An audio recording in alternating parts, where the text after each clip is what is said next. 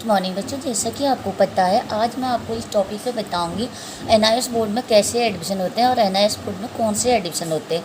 इसके बारे में आज मैं आपको अच्छी तरह से डिटेल बताऊंगी। आपको क्या करना है, हमारी वीडियो को अच्छी तरह से देखना है, क्योंकि बहुत सारे बच्चों को पता नहीं होता है।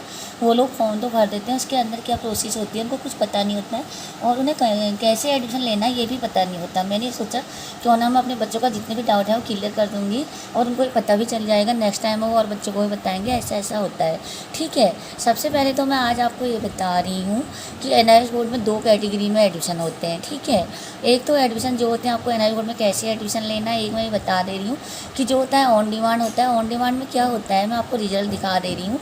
एनआईएस का जो रिजल्ट है वो सिर्फ आपको क्या है 4 सब्जेक्ट का ही ऑन डिमांड में, जो आप 4 सब्जेक्ट का ही पेपर दे सकते हो, 5वें का नहीं दे सकते। जो आपकी मार्कशीट बनेगी वो आपकी सिर्फ 4 की ही बनेगी। ठीक है, और क्या है कि इसमें दूसरा ये है कि अगर आपको कहीं जेई में आप ये लगाओगे तो जेई में ये बोला जाता है कि आपको 5 सब्जेक्ट की मार्कशीट लेके आओ, तब आपके लिए दिक्कत हो जाएगी।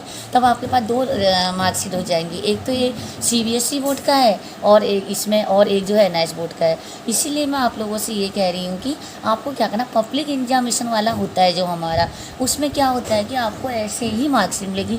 यहाँ पे स्क्रीन पर मैंने एक मार्कशीट डाली हुई है बच्चे की, आप यहाँ पे देख सकते हो। ये 5 सब्जेक्ट की मार्कशीट है और इनका जो रोल नंबर है टीओसी वाला ही है। तो इसमें क्या करना पड़ता है, आपको 2 सब्जेक्ट जो होते हैं आपके ट्रांसफ़र हो जाते हैं। सपोज मान के चलो मैं आपको सीबीएसई का दिखा दे रही इसमें, ये हमारा जैसे सीबीएसई का रिजल्ट है। इसमें क्या है कि मैंने आपको सब्जेक्ट दिखा रही हूँ। जैसे हमारा मैथमेटिक्स से हो गया, ये साइंस में आप फेल हो। ठीक है, अब आपको क्या करना है, मैथमेटिक्स और साइंस का आपको पेपर देना है और इसमें साथ में आपको एक इंग्लिश देना है। अब आपके पास बचे कितने, सोशल साइंस हो गया और हिंदी हो गया, ये सब्जेक्ट आपके पास बचे हैं। ये जो 2 सब्जेक्ट हैं हमने ट्रांसफ़र कर दिए हैं। ठीक है, ये ट्रांसफ़र कर दिए तो आपका क्या हो गया 5 का। अब आपको पेपर देने के लिए कितने का जाना पड़ेगा, सिर्फ 3 का ही जाना पड़ेगा, क्योंकि आपके जो है हमने 3 सब्जेक्ट ही डाले हुए हैं। ठीक है, और उसके लिए प्रोसेस क्या होती है मैं बार बार यही बताती हूँ। जो हमारा हमने आपका फॉर्म भर दिया सीबीएसई के रिजल्ट से, ये तो हमारा हो गया ऑनलाइन।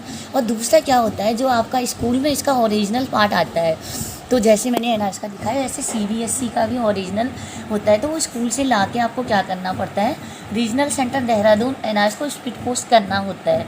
फिर उसमें क्या होता है, जब वो आपका रीजनल सेंटर देहरादून वो रिजल्ट चला जाता है, जैसे यहाँ से आपका आई कार्ड आता है तो वो आपका इनरोलमेंट नंबर भी मेंशन करना पड़ता है, उसके अंदर उसको अटैच करना पड़ता है। क्योंकि ये ना हो कि आपका ये जो है काम है जो सही है, लीगल तरीके से है, कि वहाँ पर जब जांच होती है तब उसको बताया जाता है कि हाँ जांचते हैं, तो तब आपका क्या होता है, ये 2 सब्जेक्ट हमने जो टीओसी ट्रांसफ़र किए हैं ये वहाँ ऐड होते हैं इस रिजल्ट में। जब आपका 5 का जब रिजल्ट आएगा, मान के चलो कि अब ये आपका अक्टूबर में पेपर होगा और दिसंबर में जो है आपका रिजल्ट आएगा।